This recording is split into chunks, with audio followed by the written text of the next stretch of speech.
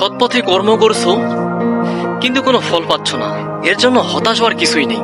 ভগবান সবই দেখছেন, তিনি সঠিক সময় তোমার প্রাপ্যটা তোমাকে দিয়ে দিবেন। গীতাতে বলা আছে, কর্ম করে যাও তবে ফলের আশা করো না। আমরা সৎকর্ম করতে করতে এতটাই ভেবেছি। গীতাতে যেমন বলা আছে যে কর্ম করে যাও ফলের আশা করো না, তেমনি গীতাতে এটাও বলা আছে যে যে যেরকম কর্ম করবে সে সেরকমই ফল পাবে। তাই সৎ আর ন্যায়ের পথে চলে, সত্যের পথে চলে তুমি কর্ম করে যাও, ভগবান তিনি তোমার সঠিক সময় তোমার প্রাপ্যটা তোমাকে দিয়ে দিবেন। আর হ্যাঁ, ধৈর্য ধরে কর্ম করে যাও, সঠিক সময় তুমি তোমার প্রাপ্যটা পেয়ে যাবে।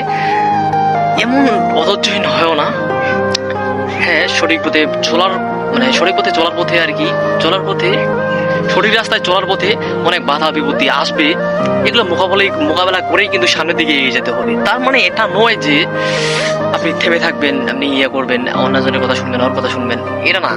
আপনি এগিয়ে যান, সাকসেস হবেন। সময় হলে আপনি সাকসেস হবেন, আর সে সময় হলেই আপনি আপনার সঠিক জিনিসটা পেয়ে যাবেন। দেখো, তোমার কোন জিনিসটা কোন সময় প্রয়োজন ভগবান সেটা খুব ভালো করেই জানে। তাই অধৈর্যহীন হয় না, ধৈর্য রাখো। ভগবান সৃষ্টিকর্তা আমাদেরকে আমাদের সঠিক সময় সেই জিনিসটা আমাদেরকে দিয়ে দিবেন। আর খুব সহজে পেয়ে যাওয়া জিনিসগুলো না বেশি দিন থাকে না, আর যেটা ধৈর্য করে পাওয়া যায় বা আমরা পাই সেটা আমাদের সাথে সারা জীবন থাকে। তাই অধৈর্যহীন না হয়ে ধৈর্য নিয়ে আপনার সঠিক জিনিসটা পাওয়ার চেষ্টা করুন। আর কি বলবো, তো ভালো থাকবেন সবাই। তো ধন্যবাদ সবাইকে নমস্কার। সবাই কেমন আছেন?